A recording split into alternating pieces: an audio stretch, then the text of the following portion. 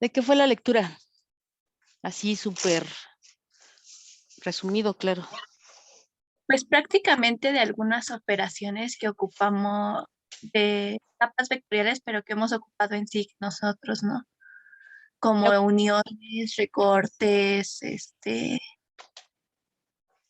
bueno, más que nada la parte teórica de estas.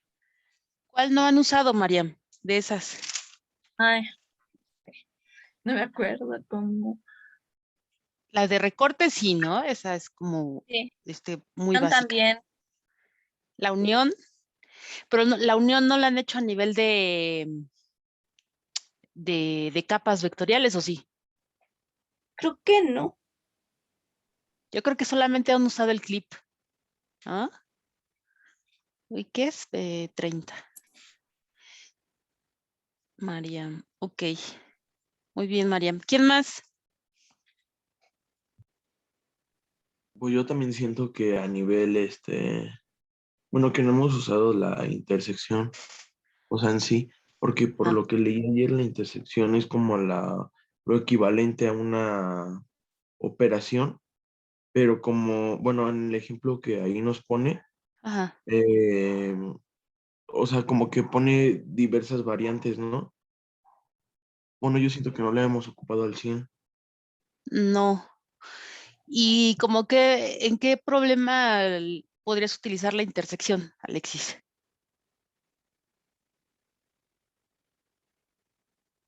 Cuando comparas dos variantes, bueno, más de dos variantes, o sea, una variante no se puede, tiene que ser más de dos, y Sí, sí. podrías en, pues sí, en cualquier tipo de información, ¿no? Ya A sea ver, como, voy pensando en un ejemplo y bueno, les voy a decir ah, que estas operaciones se utilizan a partir de dos condiciones. En algún lugar de la lectura dice que son operaciones de solape. Eso quiere decir que cuando algo se solapa, quiere decir que está algo encima de otra cosa. Es decir, que tienen que tener la misma ubicación espacial. O sea, no podríamos hacer operaciones de solape con una capa de Chiapas y una de Sonora, ¿no? Entonces tiene que tener o solape o contigüidad espacial. Es decir, que están una al lado de la otra, que son vecinas. Em, y tienen que compartir el espacio geográfico, y la otra condición es que son de tipo, bueno, tiene que ser más de dos, o sea, no podríamos hacer operaciones vectoriales solo con una capa, por eso es como en plural operaciones. Y, y que tienen que ser capas vectoriales, ¿no? Podremos hacer después operaciones entre una capa vectorial y una capa raster, sí, pero en este momento las de esta lectura solo son de tipo vectorial. Y las de tipo vectorial son, ¿cuáles son las capas de tipo vectorial? ¿De qué tipo? Los que tienen puntos y líneas, puntos y polígonos. ¿Y qué más? ¿Y polígonos? Y polígonos. Ah, ¿quién dijo polígonos? Yo. Ah, muy bien, Rosita, muy bien, Circe. Las que tienen puntos, líneas y polígonos, esas son las de tipo vectorial. Entonces, a partir de estas condiciones o de estas características, ¿cuál podría ser un ejemplo, Alexis? pues el tipo de suelo, Ajá, el, sí, el tipo de suelo también, podría ser, pero ¿qué del tipo del suelo? mm, es que no sé si esté bien, pero podría ser como el contorno, no, es que no sé, el, ahí no se me ocurre, pero, Bueno, o sea, ahorita bien se piensas refería como el ahorita tipo piensas en de, uno, ¿sí? también podría ser como lo que había dicho una vez, que era como el tipo de concentración que se ponía más rojo en ciertos lados y cosas así, ¿Qué ¿no? operación vectorial utilizarías ahí?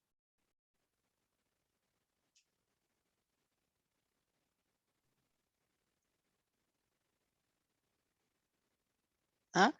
Bueno, vayan pensando en un ejemplo, ¿no? Como de cosas que ustedes vayan a utilizar, o que estén utilizando o que piensan que puedan utilizar.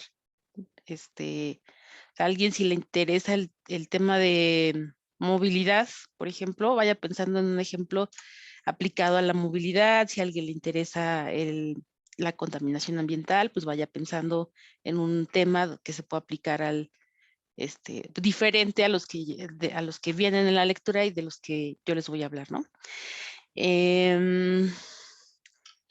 Esta semana, bueno, hay 2 prácticas de operaciones vectoriales, muy ingeniosamente llamé A y B.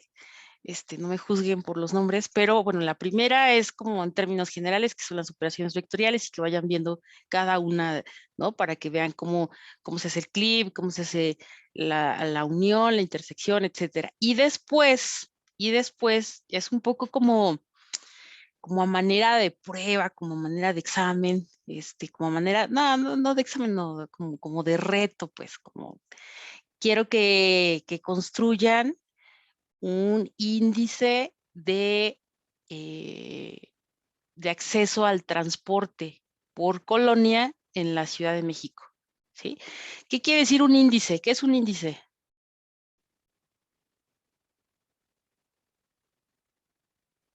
¿Quién es Ale? ¿Alejandro Yo, Díaz? maestra. Sí. Ok, ¿qué es un índice, Ale?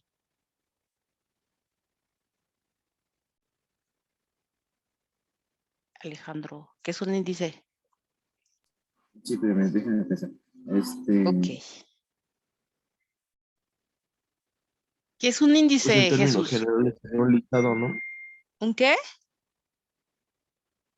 Un ¿Alexis? listado de algo, ya sea como...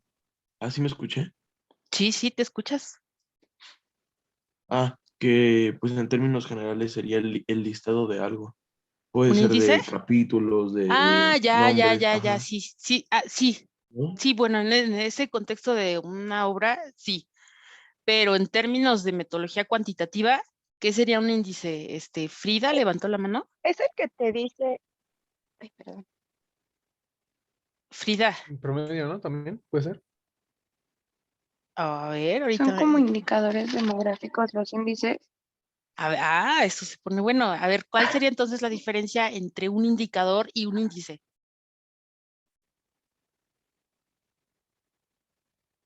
¿Es lo mismo?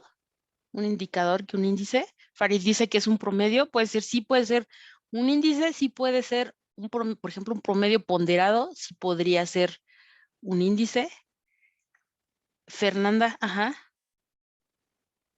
Fer, Yo considero, bueno, el índice es el que marca como alto, bajo o medio cuando se habla de, como por ejemplo, índice de no. marginación.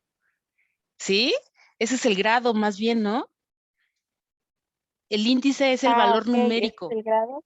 y el grado es Ok, el que es grado. de bajo, muy bajo, alto y así, ¿no? Pero este ejemplo que nos pone Fernanda está bien, ¿no? O sea, bueno, ese dato ya sintético puede ser expresado en grado o en índice. En grado, pues dijimos que puede ser alto, bajo, medio, etcétera, ¿no? Y cuando es índice, pues va a ser un valor numérico como una síntesis que puede ser resultado de, como nos decía Farid, de un promedio ponderado, por ejemplo, no un promedio simple, un promedio ponderado, o también de otro tipo de análisis o de otro tipo de métodos. El punto es que en el índice entran a jugar un número determinado de indicadores y a partir de esos indicadores podemos determinar un índice. Es decir, el índice es el agregado de un conjunto de indicadores. El indicador es algo que se puede medir, algo que se puede cuantificar, ¿sí? Entonces, ¿y eso por qué fue? Ah, sí, porque les dije que lo que quiero que hagan en la segunda parte de la práctica de operaciones vectoriales es un índice de acceso al transporte, ¿no? En Ciudad de México por colonia. Entonces, vamos a poner en juego varias capas. Quiero que veamos primero este ejemplo porque creo que eso puede reforzar la lectura y luego pues ya vemos los ejemplos que exponen en la lectura, ¿no? Entonces, les voy a compartir mi pantalla. Mm, mm, mm, mm, mm. Oh, ya perdí mi práctica. ¿Cuál práctica? Sí, es las 6, ¿verdad? No, sería esa las 7. Ok, ¿por qué la tengo perdida? Bueno, voy a buscarla aquí en otro lugar, espérenme tantito.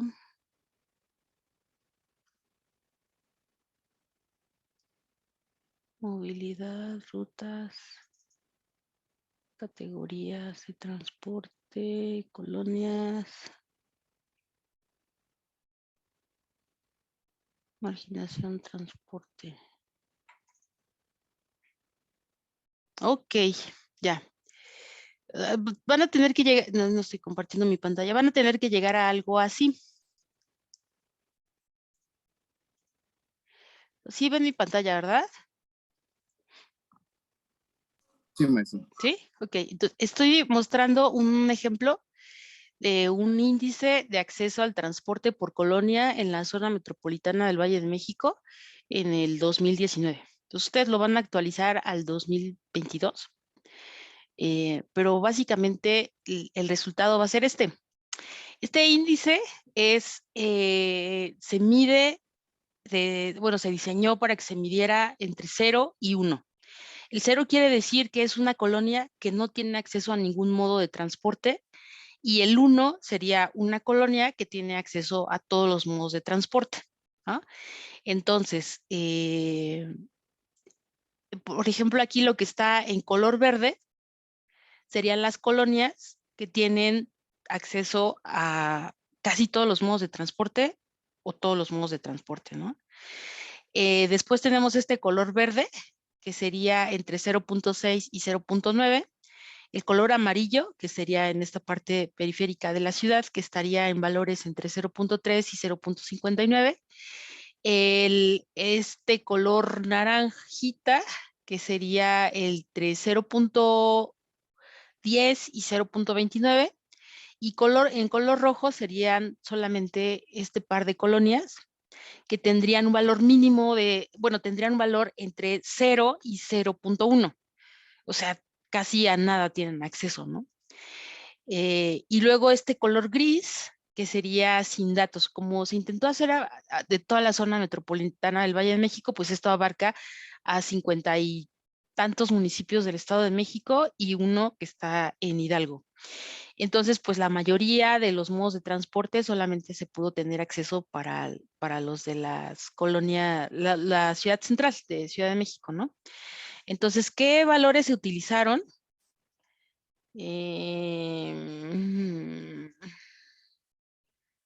No. ¿Dónde están los valores? Coco, yo tengo una duda. Ajá, ¿quién es? ¿Por Fer. qué casi Ajá, siempre al sur de la ciudad, lo que es de Milpa Alta, ajá. por qué casi no se encuentran datos? No sé, tú dime, a ver, cuéntame por qué. ¿Por qué crees? ¿Por qué te imaginas? Tú ya tienes una hipótesis. ¿Por qué?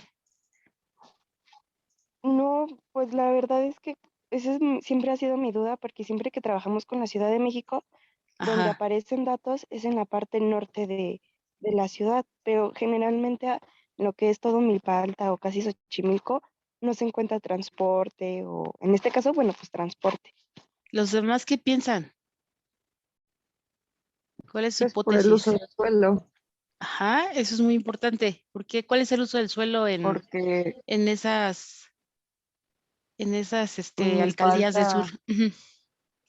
por ejemplo, en Milpa Alta creo que hay mucha, eh, bueno, no sé si es suelo de conservación, pero es pues muchas áreas naturales y la parte como la población no se concentra en toda la alcaldía, nomás en algunas zonas. Esa es la respuesta correcta, Celsin. Sí, Fer, Ah, porque en la mayoría de la parte sur de la Ciudad de México es suelo de conservación, es una categoría donde pues se intenta conservar el uso del suelo, que es sobre todo forestal. Ay, perdón, espérame. Ya, no es forestal, es sobre todo de bosque, que no es lo mismo bosque y forestal. El forestal implica un tipo de producción de mantenimiento como eso, más productivos, donde se siembran árboles para después que se corten y etcétera, ¿no? El tipo de uso de suelo de bosque, pues es un bosque, ¿no? Entonces, en su mayoría, perdón, no es forestal, es de tipo bosque y pues también la distribución de la población pues es menor. Entonces, yo creo que esa es una duda muy legítima de Fernanda y ahí pues lo que yo los invitaría a que hicieran es que vean tan solo en el Google Earth o que abran el marco geoestadístico nacional, que vean la distribución de las localidades en Ciudad de México, bueno, que pues sobre todo porque es como nuestra primera referencia, ¿no? Muchos de los trabajos o de la cartografía que ustedes van a generar en su trayectoria laboral va a ser de Ciudad de México, entonces habrá que conocer pues dónde están en principio las alcaldías, cuál es la distribución, dónde están las principales localidades, los usos del suelo fundamentales, cómo es incluso el trazo de las vías del metro, del metrobús, como de las vías principales, ¿no? Entonces es algo importante. ¿Sí, Fer? Sí, entonces prácticamente la zona sur de la Ciudad de México es zona rural, ¿se considera? No sé, tú después de que revises el marco geoestadístico nacional y que veas la categoría de las localidades urbanas y rurales, podrás contestar esa pregunta. Sí, pero quiero que tú lo veas, Bueno, quiero que tú ya explores luego la te capa. cuento. Eso, Ok, eso, luego me cuentas. ok. Muy bien. Ok, Gracias, Coco. entonces les estaba diciendo este índice, cómo se construyó, ¿no? Entonces, se consideraron estas categorías, pues 5 categorías de transporte, ¿no? La categoría A, que tiene acceso a transporte colectivo de baja capacidad y se dio un valor de 0.2. Esto fue para peceros y para combis. Después, bueno, como aquí ya ve que los peceros y las combis te bajan y te suben donde quieran, entonces tenemos tenemos acceso al trazo de las líneas de este tipo de transporte y entonces se generó un área de influencia a partir de 500 metros, porque los libros de urbanismo dice que, ay, espérenme tantito, ves que me habla mi mamá y mi mamá nunca me habla.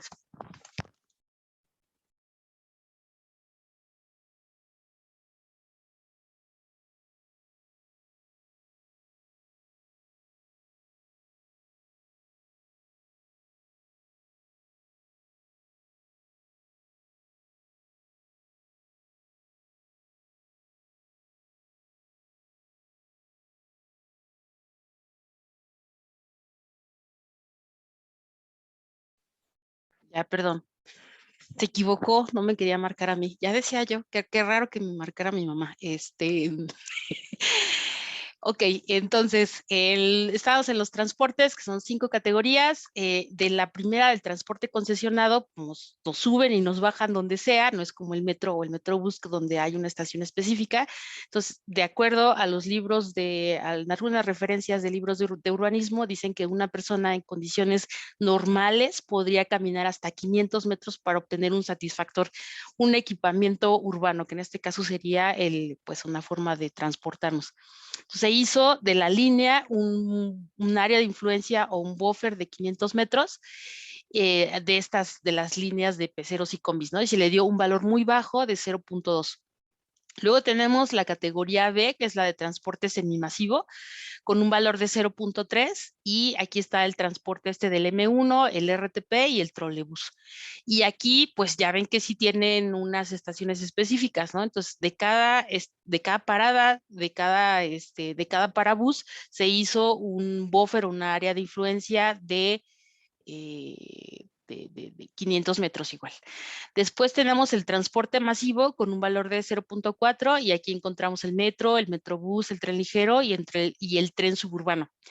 Estos también son confinados y tienen una estación, una parada que es única, que solamente ahí podemos acceder a este modo de transporte, ¿no? Entonces, a partir de cada estación del metro, del metrobús, del tren ligero y del tren suburbano, se hicieron esta área de influencia de 500 metros.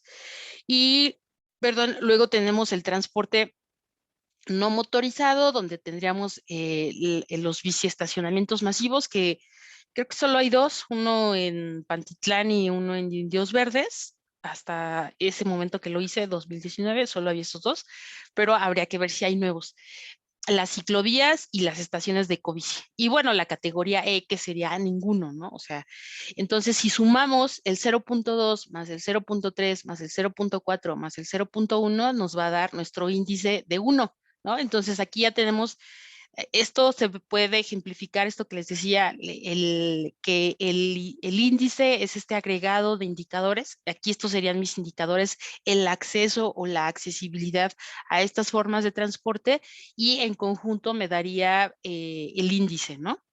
Entonces, pero bueno, habrá colonias que se vean eso, intersectadas, o que se vean, que podamos ver la unión o la intersección de diferentes modos de transporte, ¿no? O sea, aquí vimos en el mapa este que les presenté, estas colonias que están en color verde, quiere decir que tienen acceso a casi todos los modos de transporte. A lo mejor no tienen acceso a la ecobici o alguna ciclovía, ¿no? Pero tienen acceso al resto de modos de transporte. Y eso pues se resolvió todo fue con operaciones vectoriales, ¿no? Entonces ya creo que teniendo este ejemplo en la mira de cosas que se pueden hacer con operaciones vectoriales más las que veamos ahorita, creo que les va a dar idea de lo importante que son estas operaciones, ¿sí? ¿Alguien tiene algún comentario? No, no, semana 4, es semana 5. ¿Alguien tiene algún comentario hasta ahora?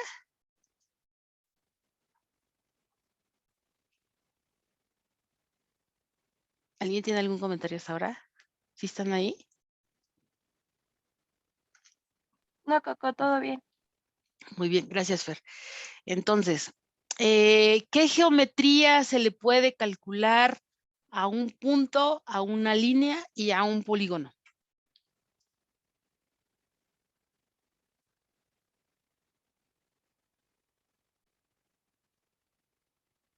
¿Sí están ahí? ¿Hola?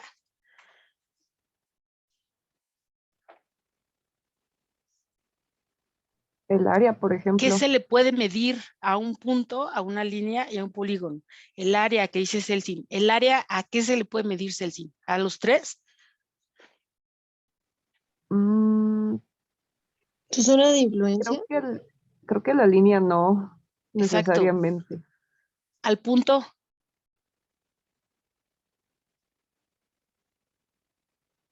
Celsin. No, creo que no. Tampoco. Entonces, por eliminación, solamente a los polígonos les podemos medir el área, ¿no? A las líneas, ¿qué les podemos medir? Hablando en términos geométricos. La distancia. La distancia, muy bien, Javier. ¿No? Entonces, ¿qué vamos a poder medir? A los puntos les vamos a poder medir solo la localización. Ay, perdón. A los puntos, solo la localización, es decir, la localización va a estar dada por ese par de coordenadas, por esa ubicación XY. Vamos a poder saber dónde están de una manera precisa a partir de las coordenadas. A una línea, en términos geométricos, le vamos a poder medir la longitud o la distancia, ¿no?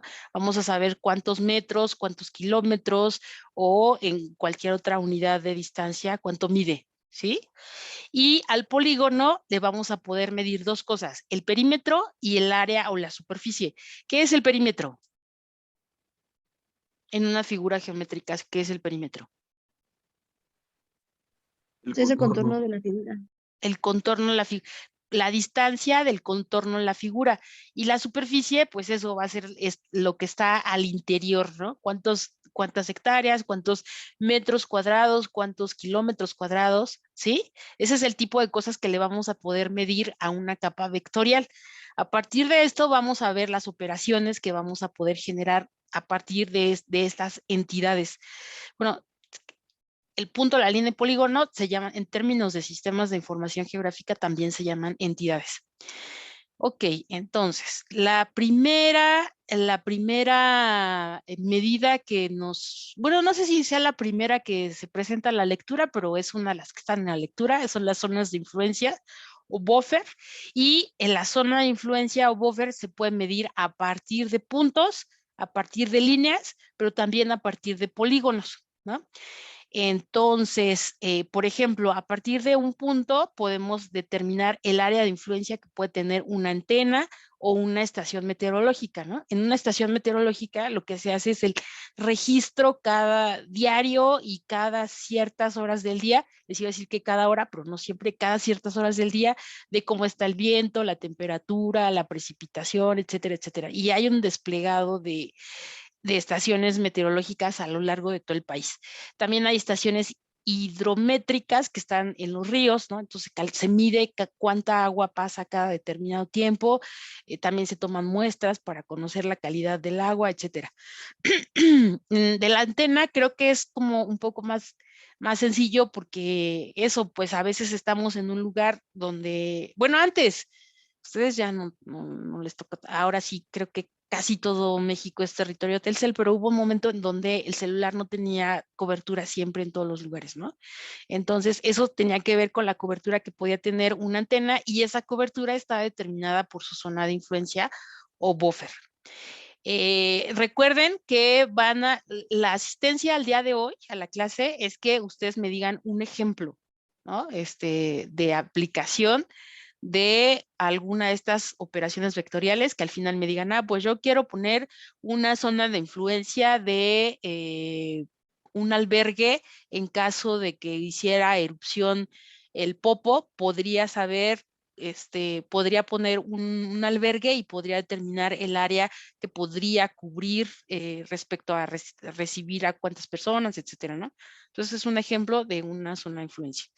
Pero bueno, ahorita ustedes también pensarán en otro. Luego, tenemos que las zonas de influencia de los puntos se pueden analizar a partir de la influencia que puede ejercer el punto, digamos, hacia afuera, pero también el área que puede recibir hacia determinado punto. Entonces, por ejemplo, si este fuera en este ejemplo que les acabo de decir de un albergue, en caso de que hiciera erupción el Popo, esta sería el área de influencia, es decir, la gente que puede recibir, ¿no? Pero si estos fueran, por ejemplo, estaciones nucleares que pudieran hacer, que pudiera explotar el reactor tipo Chernobyl, entonces, ¿qué área de influencia podría abarcar esa explosión? ¿Sí? ¿Hasta aquí vamos bien? Si quiero saber que Sí. están ahí, pues por una reacción, algo para saber qué puedo seguir hablando, ¿sí? Ahí les encargo, por favor. Ok, eso, Javier, así, gracias. Así sé que sí están ahí un rato, ok, pues sí, ¿por qué no un ratón?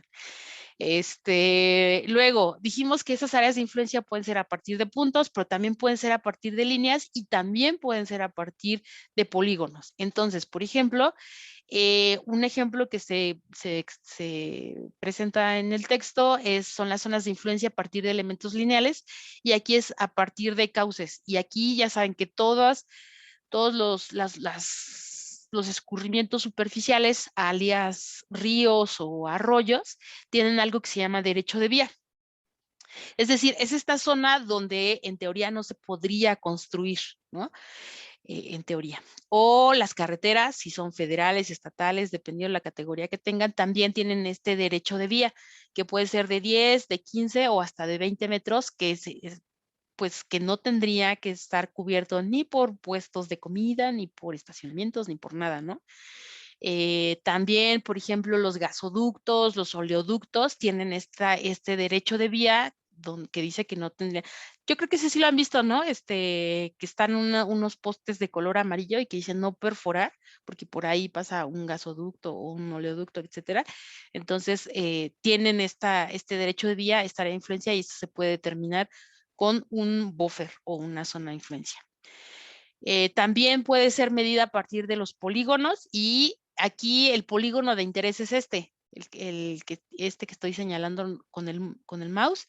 Y entonces esta área de influencia puede ser hacia el exterior o hacia el interior, ¿no? Este sería, por ejemplo, si fuera, por ejemplo, un lago, la zona de influencia se podría medir hacia adentro, es decir, no podría ser, no, el lago no podría ser cubierto o invadido por alguna actividad hacia el interior, pero también hacia el exterior, ¿no? Entonces así podríamos determinar estas zonas de influencia. En el ejemplo que les puse del índice de acceso al transporte público, en la primera categoría, que era la de transporte de baja capacidad, es decir, las combis y los microbuses, pues a partir de la ruta se generaría esta zona de influencia. Creo que de todas las categorías se generaría eso, una zona de influencia, ¿no? Si el biciestacionamiento masivo, la estación del tren, del tren ligero, del metrobús o del metro tendría esta zona de influencia, pues en ese caso de 500 metros. En este caso, si es un derecho de vía, puede ser de 10, de 15 o hasta 20 metros y va a depender, ¿no? Si es una estación hidroeléctrica o una estación nuclear, pues tendrá una zona de influencia diferente. Entonces, lo importante aquí para definir zonas de influencia, me parece que son dos cosas. Que tengamos claro conceptualmente, o sea, ¿por qué 500 metros y por qué no 5,000? Es importante. Que yo sepa del derecho de vía si es de 10, de 15 o de 20 metros, o sea, porque no será lo mismo y no lo puedo aplicar de manera indiscriminada, tendré que buscar en las normas de transporte cuáles o de las corrientes superficiales, cuál es esa zona de influencia o ese derecho de vía, ¿no? Entonces yo quiero que se lleven de esta práctica cómo calcularlo, cómo hacerlo técnicamente en el programa, pero que tengamos claro que es el que yo decida que son 550 o 5,000 metros, no es porque a mí se me ocurra, es porque tiene un fundamento teórico, a veces no siempre es teórico, a veces también viene un fundamento normativo, también puede ser, también es válido. Entonces, es lo que quisiera que se quedaran de esta práctica, ¿no? El por qué digo 500 o por qué digo 50, por qué digo 5,000, tiene un motivo, no es por ocurrencia. Y la otra, pues es cómo se hace técnicamente en el programa, que ustedes tendrían una pantalla como más o menos de este tipo, ¿no? En la capa de entrada dijimos que puede ser de puntos, de líneas o de polígonos. En la distancia es a partir bueno, cuando este punto se va a generar un círculo. Y lo que le estoy diciendo aquí es el radio, es la distancia que hay entre este punto central y el perímetro de la circunferencia. Cuando esa es con una línea, pues es esta distancia, en este caso entre el elemento lineal y el límite de esa zona de influencia. Y cuando es un polígono, pues igual va a ser esta distancia que voy a medir entre este punto y este punto, ¿no? Entonces, lo que yo voy a capturar aquí es la distancia que va a haber entre, ya sea, si es puntos y líneas polígono. Estilo de terminación redondo, el estilo de los ángulos puede ser redondo. Y este punto, donde dice disolver resultado, ahorita les voy a decir qué pasa cuando le digo disolver resultado y qué pasa cuando no le digo disolver resultado. Y en el caso de la práctica específica que van a hacer del índice de acceso al transporte, es importante que lo marquen, ¿no? Si no les sale, revisan que hayan marcado esta parte. Entonces, esto pasa cuando yo marco, cuando yo marqué, ay, voy a poner esto aquí. Cuando yo marqué disolver el resultado, pasa esto, eso, disuelve los límites al interior. Ahorita vamos a ver que el dissolve también es una operación vectorial, ¿no? Pero, ay, ya es bien tarde, creo que me voy a apurar. Hoy sí. Bueno, entonces, ¿qué pasa cuando yo le apliqué esta opción de dissolve resultado? Pasa esto, que no me muestra los límites al interior, porque aquí estrictamente me tuvo que haber generado, por ejemplo, en este caso que son 3 puntos, me tuvo que haber generado 3 circunferencias, pero esas 3 circunferencias se van a sobreponer, ¿no?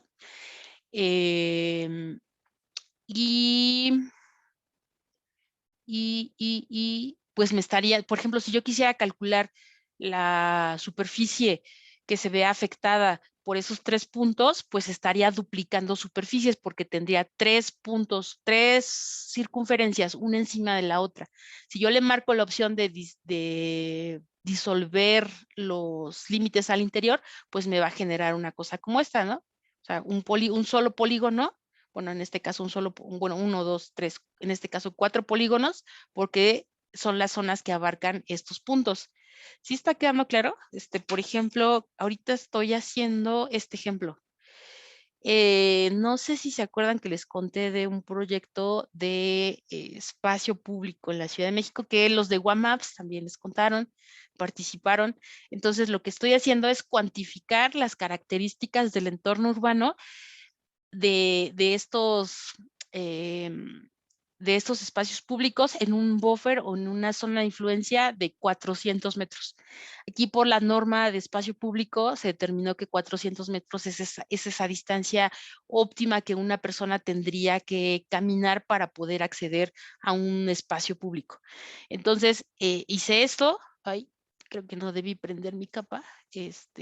Hice esto, tenía la capa del espacio público, generé un buffer de 400 metros a partir de los polígonos.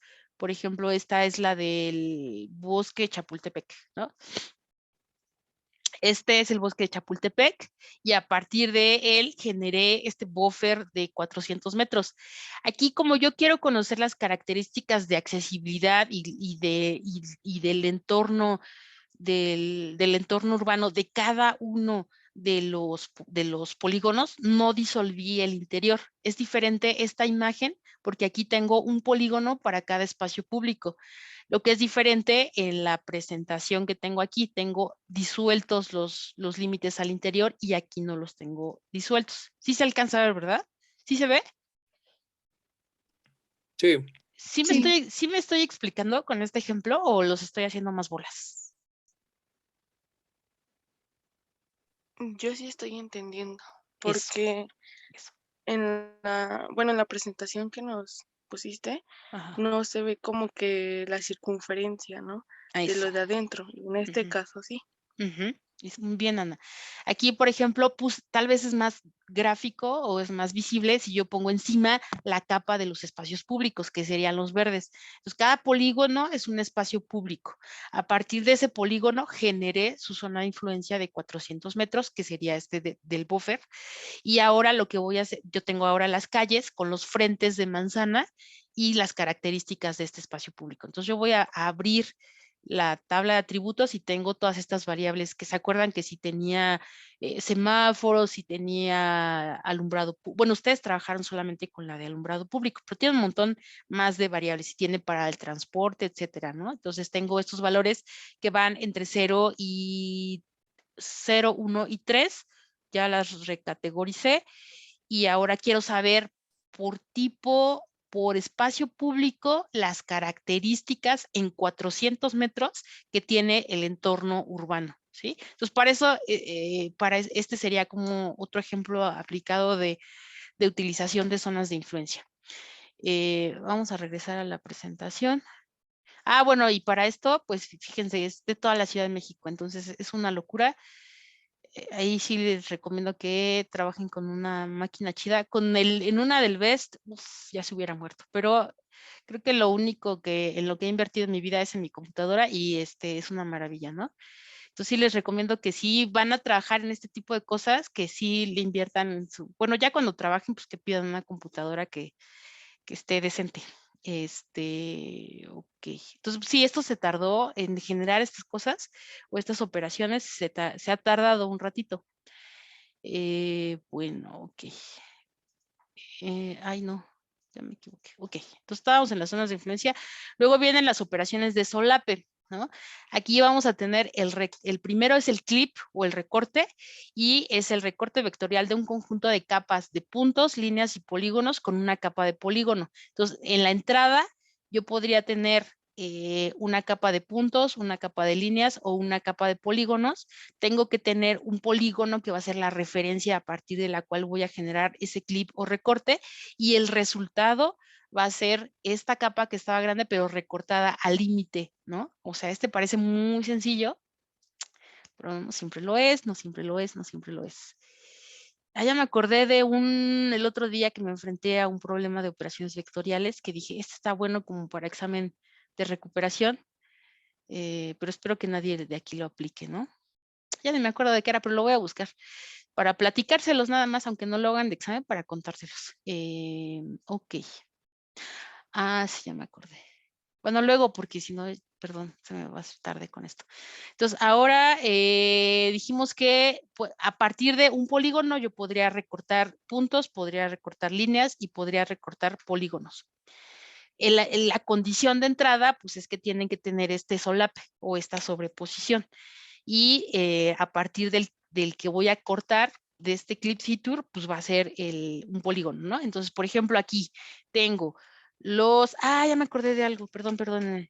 En la primera operación que fue la zona de influencia o buffer, hay un resultado a nivel gráfico, geométrico, que serían estos polígonos, pero también hay un resultado a nivel de la tabla de atributos. O sea, en este caso me generó, como le dije que me disolviera los límites al interior, me generó un polígono, que sería en la tabla de atributos tendría me calcula el perímetro y me calcula la superficie, ¿no? En esta que les puse de ejemplo aquí, en la de buffer, yo si abro la tabla de atributos, me dice cada uno de estos espacios públicos y me dice el buffer que le generó, que fue la distancia a partir de la cual me generó el buffer, que en este caso es de 400 metros. Entonces yo tengo una correspondencia entre acuérdense, entre lo que pasa en la tabla de atributos y lo que pasa de manera geométrica, ¿no? Entonces, eso mismo va a pasar con el buffer, pero también en el clip, ¿no?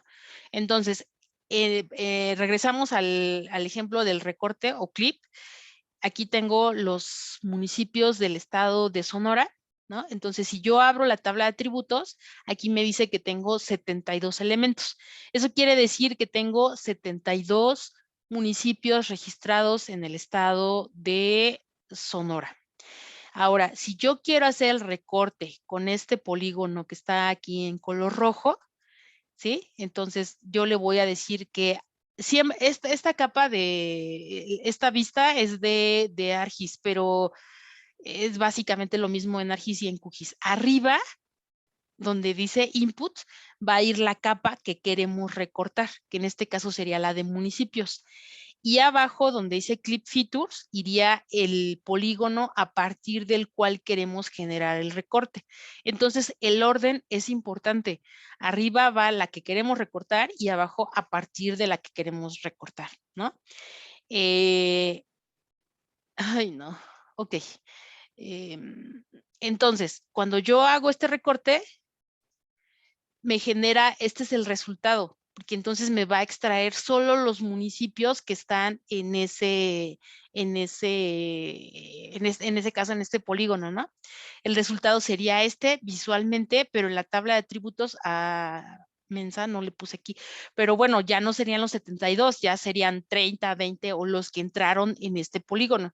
¿Sí me explicó? Entonces, cuando hagamos este tipo de operaciones, vamos a tener un resultado visual, gráfico, geométrico, pero a nivel de la tabla también va a haber una modificación. La recomendación que les hago es que vayan haciendo un seguimiento tanto de lo que pasa a nivel visual, a nivel gráfico, pero también vayan viendo qué pasa en la tabla. El ir observando qué pasa en la tabla, cuántos elementos voy teniendo, etcétera, es importante, como en el ejemplo que les ponía la semana pasada de las consultas, que vayamos viendo cuántos tenía en total y cuántos se van generando, etcétera, pues eso será importante. Porque en este contexto, ustedes ya leyeron que de pronto se generan esos que se llaman polígonos espurios, ¿no? Entonces, esos solamente los vamos a poder identificar, por ejemplo, calculando la superficie. O sea, si estamos hablando, por ejemplo, en el ejemplo este que les ponía de cosas que hicieron con Guamaps y XYZ, bla, bla, bla, hubo un momento donde en la tabla de atributos ya no tenía 1556, tenía como 2700 polígonos, ¿no? Entonces no me iba a poner a revisar así uno por uno. y lo que hice fue calcular la superficie.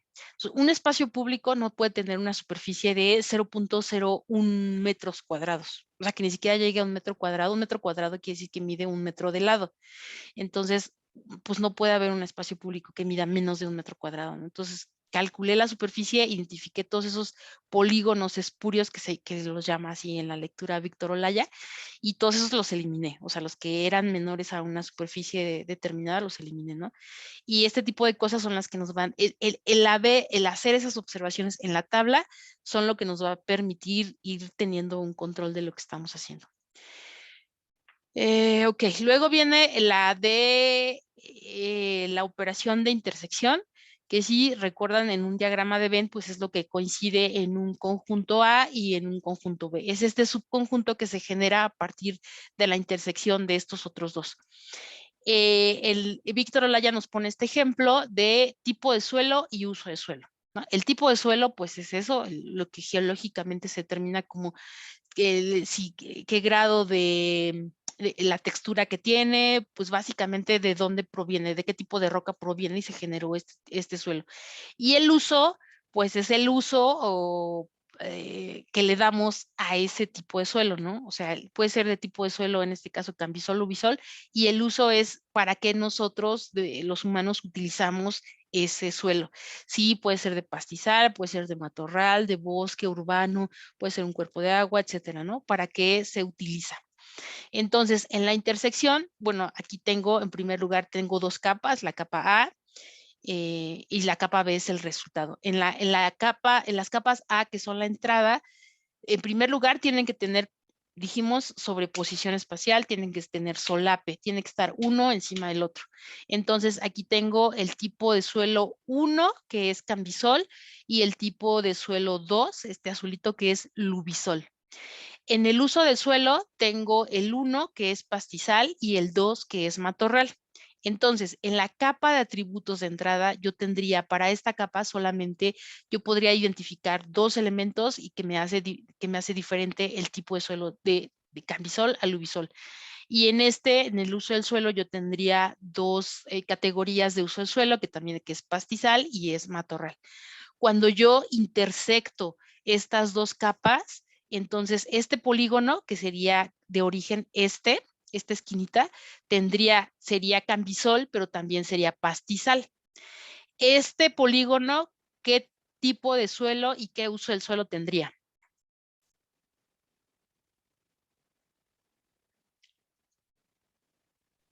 Lubisol matorral. Exacto, muy bien, Rocío. Y esto yo lo podría ver de aquí, porque el 2 dijimos que es lubisol y el 2 es matorral, o aquí, el 2 es lubisol y el 2 es matorral, ¿sí? Entonces, esto que ahorita lo ven así con colorcitos y se ve muy sencillo, esto va a ser motivo o es principio de poder hacer análisis espacial mucho más complejo y unas cosas increíbles, increíbles, ¿no? Bueno, entonces esta fue la intersección. La condición para que podamos hacerla es que tengan sobreposición. Va a haber un resultado a nivel gráfico, que es este, y a nivel de las capas. La unión es, dentro de la teoría de conjuntos, pues el resultado de unir esos dos conjuntos, el conjunto A y el conjunto B. Entonces van a ser las dos capas. Ejemplo. De entrada tengo estos dos círculos que tienen ID 1 y 2. Por ejemplo, este tiene un identificador 1 y un identificador 2. Y luego tengo una capa B que tiene este círculo que tiene un ID 1, un identificador 1. En el resultado, pues nos va a mostrar tanto lo que viene de la capa A como lo que viene de la capa B. Y en la tabla, por ejemplo, que tiene un ID 2, no tiene correspondencia con esta capa, porque aquí no tengo nada. Donde sí tengo coincidencia, donde sí tengo algo que se solapa con la otra, voy a tener tanto los atributos, de la capa A como los atributos de la capa B, que sería solamente esta zona. Entonces, aquí yo tenía dos polígonos. En esta capa yo tengo un polígono, es decir, en la tabla de atributos tengo el polígono 1 y el polígono 2. En la tabla de atributos tengo solamente el polígono 1. El resultado de la unión, ¿cuántos polígonos tiene?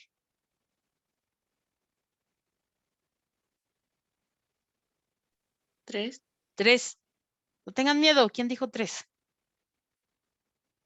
¿Quién fue? Ana. ¿Ana? Muy bien, Ana. ¿Por qué son 3? Porque tenía este polígono 1, este polígono 2, pero también ahora tengo este polígono. De hecho, tengo tengo 4 polígonos, Ana.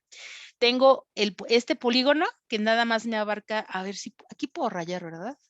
Tengo este que nada más sería, este sería el polígono 1, este sería el polígono 2. Este polígono va a mantener los atributos de la tabla 1, que en realidad sería este, y perdón, sería este, sería este, luego este sería este, y este que comparte tanto el atributo de la capa A como el de la capa B sería este. ¿Sí queda claro? Sí. Eso. Sí, sí, claro.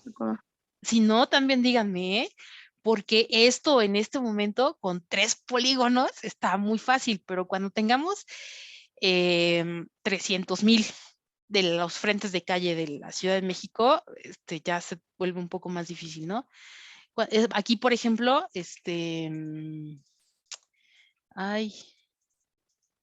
aquí, por ejemplo, hice una unión espacial le asigné a los frentes de calle de Manzana, le asigné el nombre de la zona de influencia de cada uno de los espacios públicos. Entonces, mi capa tiene 751,000 segmentos de línea, y el que yo sepa identifique aquí como 0 o como -1, quiere decir que viene de una o de otra capa. Entonces, por eso, en la práctica que ustedes van a hacer, quiero que vean lo que pasa a nivel a nivel gráfico, pero también al nivel de las tablas, ¿no? Que identifiquen esto, o sea, cuáles son los que vienen de la capa A, cuáles son los polígonos que vienen de la capa B, y cuáles son los que son resultado de esa unión de las capas, tanto de la capa A como de la capa B, ¿sí? ¿Hasta aquí vamos bien?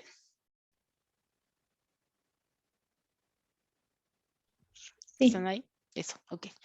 La siguiente operación es el merge. El merge,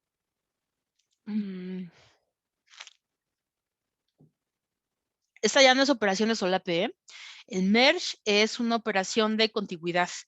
Lo que necesito son 2 capas que sean vecinas o que tengan contigüidad espacial. Lo que les decía, que no podría hacer un merge de una capa de Yucatán con una de Chihuahua, o sea, porque no tienen vecindad. Pero sí podría, en la práctica lo que hago es que les doy municipios del Estado de México, de Hidalgo y de Ciudad de México por separado, y quiero que hagan uno solo a través de la operación de merge para que muestren la zona metropolitana del Valle de México. Que creo que voy a cambiar la práctica, porque eso ya estuvo muy aburrida, ya como que la hicieron muchas veces. Bueno, aburrida para mí que la califico, ¿no? Pero ahora creo que la voy a cambiar. Y creo que voy a aprovechar eso que no conocen el Sistema Urbano Nacional. Ya me los caché la otra vez, entonces quiero que conozcan el Sistema Urbano Nacional, y quiero que, bueno, si me da tiempo la voy a cambiar para que vean cómo aplicar estas operaciones en el contexto del Sistema Urbano Nacional, para que también lo vayan conociendo. Entonces, este merge es el resultado de tener pues esta unión a nivel más espacial, no a nivel de las tablas, no de sobreposición, sino a nivel de contigüidad espacial de 2 capas, ¿no? En este caso tengo este polígono que está en color rojo, este que está en color azul, y el resultado, pues si son vecinos, es que van a ser solamente, el origen eran 2 capas, el resultado van a ser una sola capa con estos 2 polígonos. A nivel de la tabla voy a tener pues lo que viene de las 2 tablas, ¿no? Por ejemplo, en la capa de entrada de esta capa del polígono rojo tengo nombre, tengo color y tengo área. En la capa de entrada del polígono azul tengo nombre y tengo color. ¿Qué no tengo respecto al azul? ¿Qué no tengo en esta? El El área. área. El área, exactamente. Entonces, en la capa de salida voy a tener lo que sí coincide y pues, lo que no coincide no lo voy a tener, ¿no? Lo que sí coincide es el nombre, el color y el área, pues como este sí lo tiene, pues me va a poner aquí el área, pero como este no lo tiene, no me va a poner un valor, ¿sí? Ese no va a ser ningún problema con las áreas y las perímetros, las distancias, etcétera, porque nosotros en el programa vamos a poder hacer esos cálculos. Pero podría tener, por ejemplo, si estamos hablando de países, podría tener la nacionalidad, la población, el tipo de moneda, etcétera, pero lo que no tenga en la tabla, pues no lo voy a tener como resultado, ¿no? Ok, luego el dissolve. ¿Hay alguna duda con los que llevamos hasta ahorita, con el merge, con la unión, la intersección? Porque el dissolve ya también es otro cantar, pero hasta ahorita vamos bien. Sí, ¿Sí? como. Sí, Sí. eso espero, eso espero. Yo creo que el 50% del curso son las operaciones vectoriales, porque si se entiende, si se comprende y sobre todo si podemos generar ejemplos propios de cosas que se pueden hacer. O sea, como ya vieron ahorita, les enseñé este ejemplo de los espacios públicos, lo estoy resolviendo con operaciones vectoriales. El que les enseñé del índice de acceso al transporte, lo resolví con operaciones vectoriales. O sea, yo creo que el 50% del curso de análisis espacial son operaciones vectoriales. Entonces, sí me interesa que quede súper claro, ¿no? Si no queda claro, díganme, por favor. Ok, vamos con el dissolve. ¿En de qué va el dissolve? ¿Se acuerdan? Ahí en la práctica. En la lectura, perdón. ¿De qué era?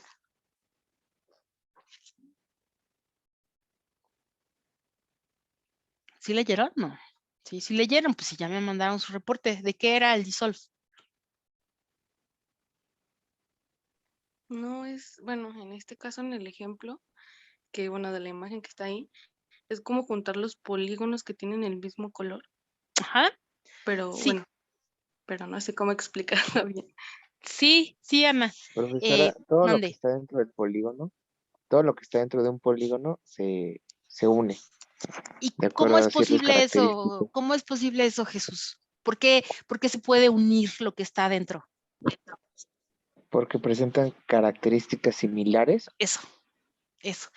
Eso en términos de una capa en el contexto de un sistema de información geográfica quiere decir que la tabla de atributos comparte un atributo. Muy bien, Jesús. Entonces, muy bien, Ana. Entonces, estos dos, por ejemplo, quiere decir que en la tabla de atributos comparten el mismo atributo. Esto, por ejemplo, en una capa de municipios del país, ¿no? Esa que les pasé para la práctica pasada de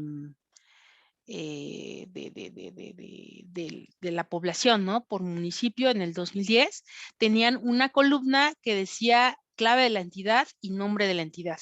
Entonces yo podría hacer un dissolve a partir de ese atributo, a partir de ese atributo y tendría como resultado una cosa como esta, ¿no? Me borraría los límites, me disolvería los límites, pero la condición para que yo pueda hacer un dissolve es que en mi tabla de atributos tengo que tener un atributo que sea común en este grupo de polígonos, ¿no? Por ejemplo, aquí me disolvió las fronteras o los límites que están al interior, porque seguramente pertenecen a una misma en comunidades autónomas, provincias, que en nuestro ejemplo serían municipios frente a estados, ¿no? Entonces, si estos fueran municipios, todos estos municipios en la tabla tendrían el mismo valor en la entidad. Yo podría hacer ese borrado, ese dissolve de esos límites al interior a partir de que compartan un atributo. ¿Sí? Entonces, eso de que compartan un atributo, pues puede ser porque de origen la capa así venga, pero si no puede ser un recurso que ustedes también pueden aplicar para ir identificando cosas y después a partir de eso generar, hacer generalizaciones, aplicar un dissolve. Hay un mundo de posibilidades a partir de esta operación, ¿sí? Luego, pues tenemos el de contornos mínimos, que es el envolvente convexo mínimo, el rectángulo mínimo, el círculo mínimo. Yo la verdad es que nunca los he utilizado, pero tampoco es que tenga que ser así, pero ni he visto un ejemplo, una aplicación donde los hayan utilizado. Creo que una vez me contaron de uno, pero no, ni yo ni le entendí, ¿no? Pero bueno, la cosa es que, pues que sepan que existe, que podemos generar estos contornos mínimos. Es decir, es un polígono que abrace o que abarque a todos estos puntos, que puede ser, pues eso, un polígono, o puede ser un círculo, o un rectángulo, ¿no? Y luego tenemos la generalización de líneas, que pues es este suavizado de una línea que nos puede servir pues para que esto sobre todo eso sí lo he aplicado. Esto lo vamos a utilizar, por ejemplo, ¿se acuerdan del otro modelo cartográfico que era el raster? Entonces, en ese podemos nosotros hacer conversiones de vectorial a raster y de raster a vectorial. Cuando traemos cosas que originalmente fueron obtenidas a partir de una imagen de satélite, por ejemplo, de un modelo raster y lo traemos a vectorial, va a tener esta forma así como pues del píxel, ¿no? Nosotros podemos aplicar técnicas de suavizado o smooth y pues podríamos obtener estas líneas como de este tipo, ¿no? Sin esquinas angulosas.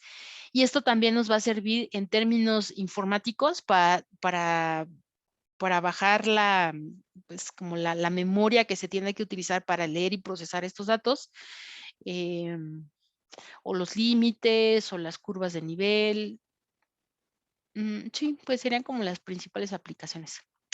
Bueno, entonces vamos a empezar con el pase de lista y me van a ir diciendo los que quieran tener asistencia el día de hoy, un ejemplo de aplicación de operaciones vectoriales.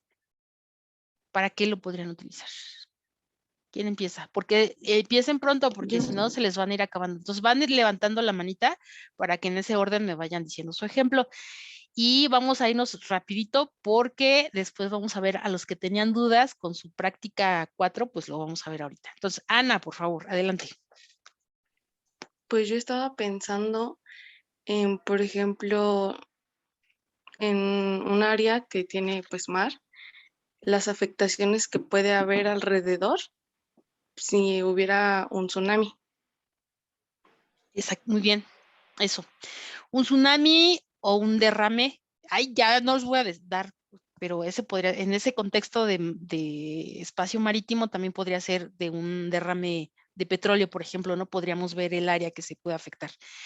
Y con el ejemplo de Ana, sí podríamos ver cuánta gente vive en esa superficie afectada por un tsunami, potencialmente, etcétera, ¿no? Muy bien, Ana. Javier Balcázar, por favor. Hola, ¿se me escucha? Sí. Bueno, yo justo en mi control de lectura puse, digamos que la zona de Cancún, de cómo la zona hotelera influye debido a que la zona hotelera influye en los cuerpos de agua al contaminarlos, ¿saben? Ajá. Sí, aunque fíjate que ahí el ejemplo está muy bien, pero el modelado sería diferente, porque ya cuando hablamos de flujos, o sea, incluso en el del derrame petrolero que les decía, cuando hablamos de una sustancia disuelta en otra, en un flujo, en este caso de agua, se comporta no tan homogéneo así como un círculo o como un cuadrado, ¿no? Pero sí está bien, está muy bien tu ejemplo, Javier. Circe, por favor. Yo quiero hacerlo de los lugares donde se recolecta la basura, lugares grandes, saber qué zona de influencia tienen para conocer si afectan a la población que está viviendo cerca. Hay una norma, Circe, ahí la norma oficial 080, creo que es la 085, que habla sobre la ubicación de donde puede haber un relleno sanitario. Entonces, ese ejemplo está muy bonito porque uno ahí pone en juego características físicas, como la dirección del viento o que no esté cerca de un cuerpo de agua o de un río, pero también con cosas sociales, ¿no? La distancia a ciertas localidades, el tipo de suelo, el tipo de roca. Entonces, ese está muy padre. Muy bien, Circe. Javier Gómez. Sí, yo pensé en dos ejemplos. El primero de ellos tiene que ver con las afectaciones que tendría el desbordamiento de una presa en una localidad. Y el segundo, que hablaba de los beneficios, que nos mostrara más bien los beneficios que traería la apertura de un tramo carretero, igual en cierta localidad, para ir los habitantes, ¿no? Súper bien, Javier. Aunque tus ejemplos se podrían complejizar más, o sea, en el primero, en el del área de influencia de un desbordamiento de una presa, incluso tendríamos que meter, sí, un buffer, un área de influencia, pero también tendríamos que meter características propias topográficas de la altitud, ¿no? Del relieve, de cómo se comporta y modelar un montón de más de cosas. Pero sí, o sea, el punto es que en este momento vayan eso, despertando su creatividad respecto a problemas de carácter socioterritorial y que este tipo de herramientas en qué medida las podrían aplicar. Muy bien, Javier. Leonardo, por favor. Bueno, pues a mí se me viene a la mente, no sé, como el volcán de Popocatépetl, en la erupción, ¿cuánto dañaría a la población? Sí, ese está muy padre. Si te gustan los riesgos y esas cosas, en Senapred ya hay mapas donde han determinado cuántas personas se podrían ver afectadas, cuáles son las rutas de evacuación, dónde estarían potencialmente los albergues, pero sí, es todo a partir de la zona de influencia. Muy bien, Leo. Frida, por favor.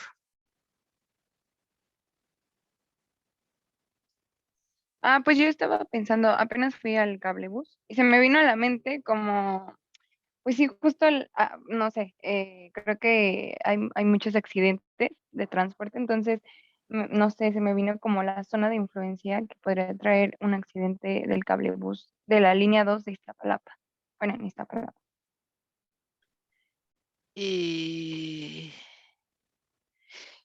Pero ¿cómo podría ser ese accidente? O sea, sí, pero ¿cómo? Sí, o sea, que se desborde, como es por arriba. Ajá, que se cayera una góndola y ¿qué Ajá, que se pasaría? cayera. Ajá.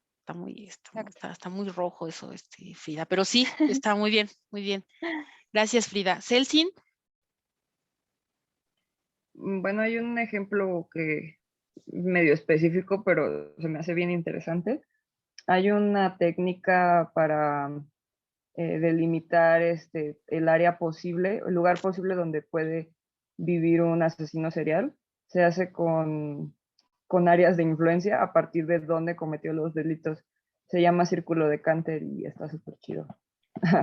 Espero nunca tener que usarlo. Y obviamente pues tiene sus limitaciones, pero cuando ocurren esos casos, pues cualquier cosa sirve y sí se ha usado para resolver al menos un crimen, bueno, un caso.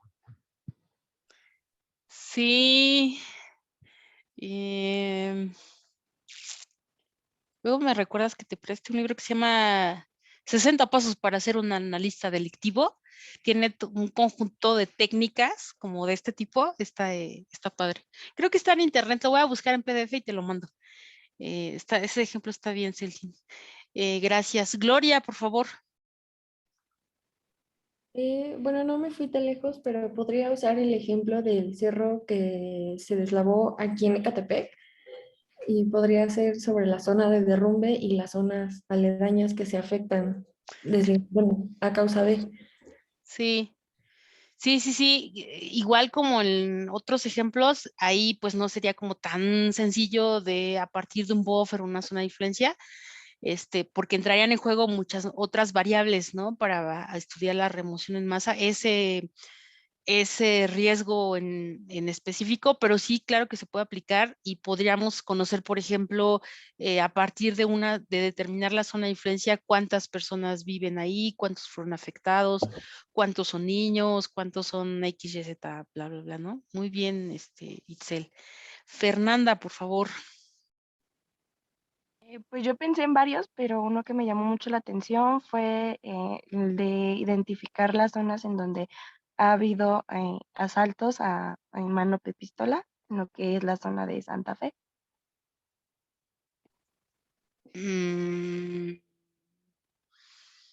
Pero eso sería con qué técnica.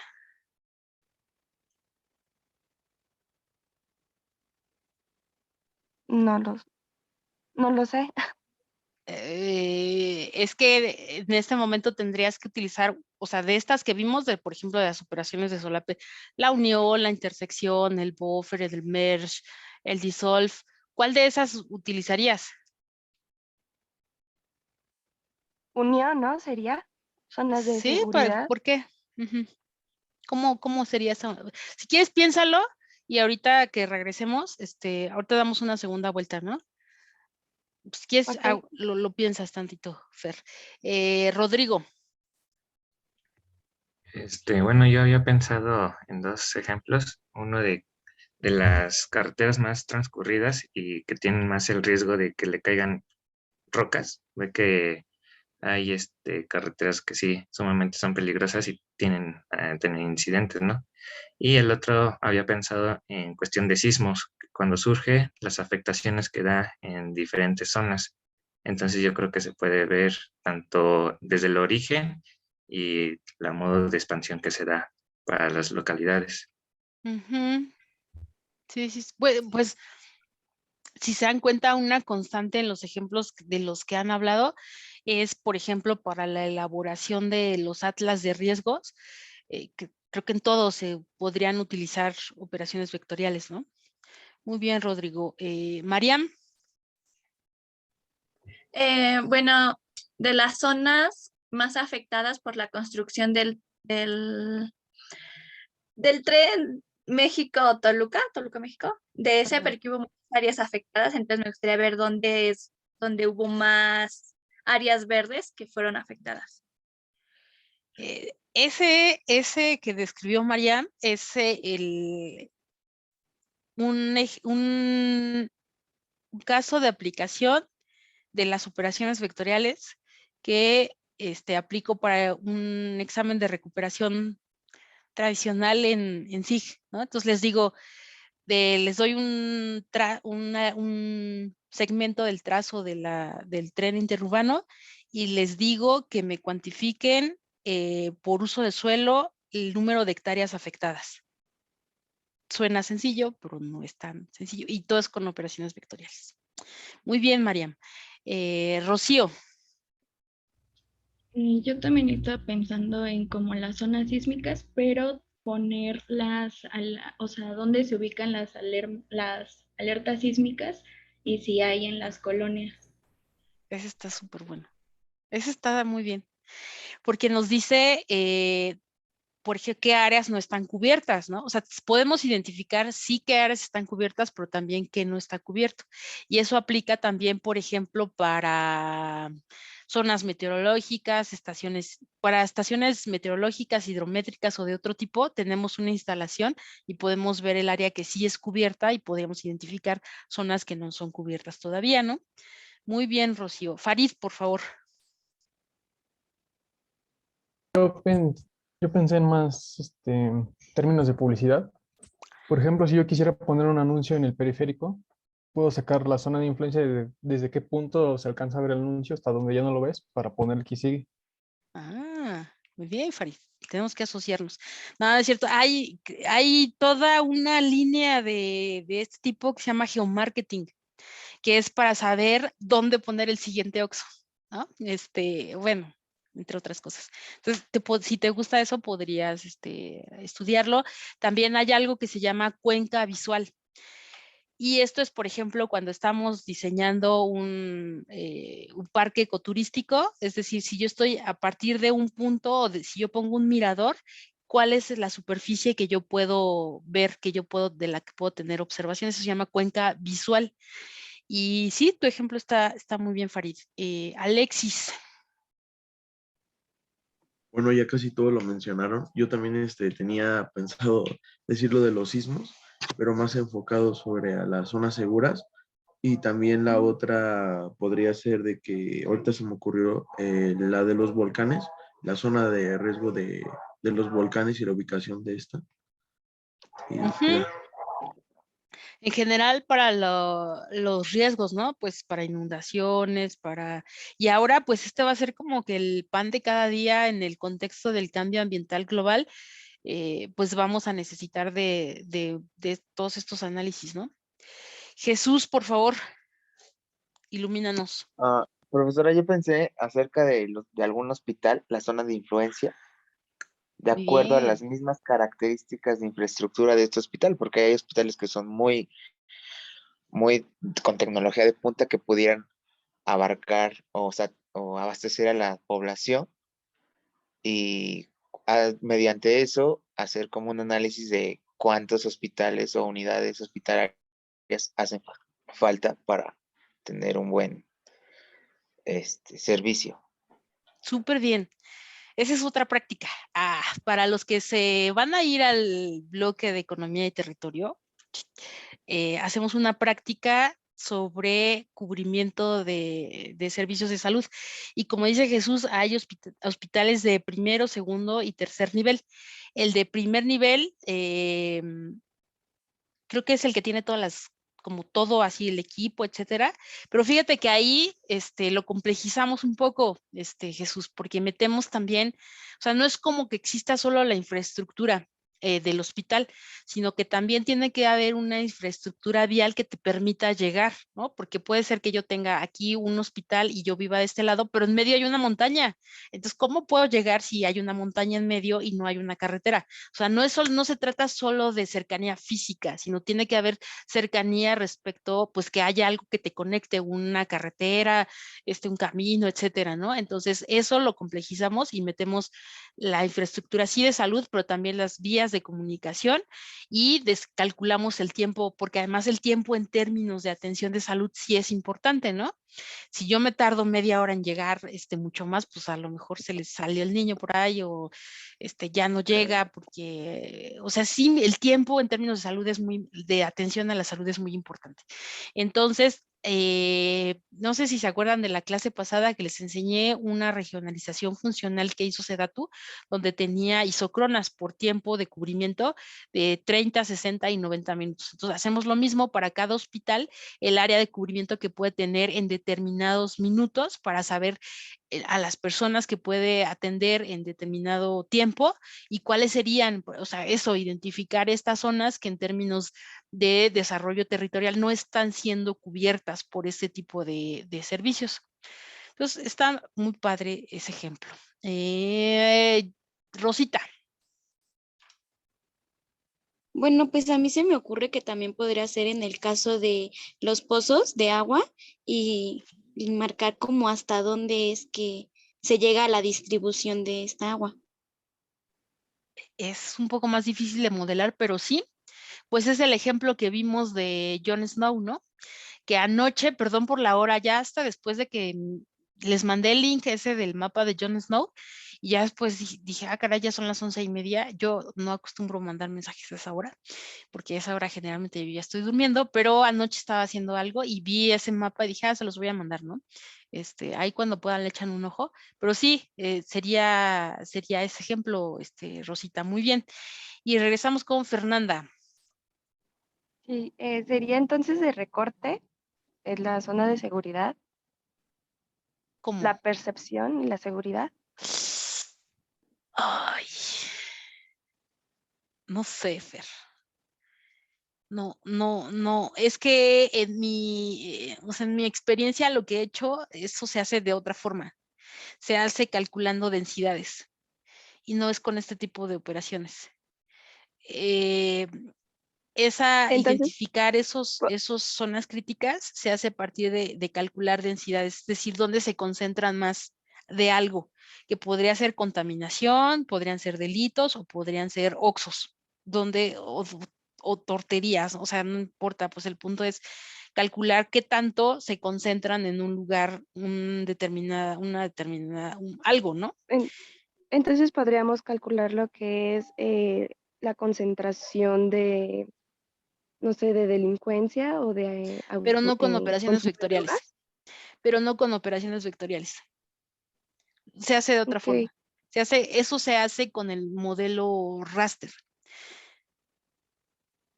Pero no te Ok, preocupes, lo vamos a ver también. Y sí ok. tienes tu asistencia, claro. ¿Alguien más? Yo creo que ya todos, ¿no? Alejandro, no me diste ningún ejemplo y no tienes asistencia, ¿eh? Pero bueno, entonces, cerramos. Rosita, ¿quieres decir algo? Rosita. No, perdón, se me olvidó bajar la Ok, manita. ok. Bueno, entonces, la siguiente práctica es de operaciones vectoriales, como de que vayan ustedes viendo cada una y quiero que vean qué pasa en el nivel gráfico y quiero que vean qué pasa en el nivel de la tabla. Y la otra es que reproduzcan este índice de acceso al transporte. Y ya, y bueno, si ahorita alguien tiene dudas de la práctica 4, se puede quedar y lo podemos ver. 10 minutitos porque tengo clase ya después de grandes paradigmas científicos. Es una UEA optativa interdivisional que hoy, bueno, ya sé que tienen clase, pero si quisieran se podrían quedar porque es como para ver cómo han cambiado el paradigma del análisis espacial, de la geomática y cómo con un ejemplo de aplicación.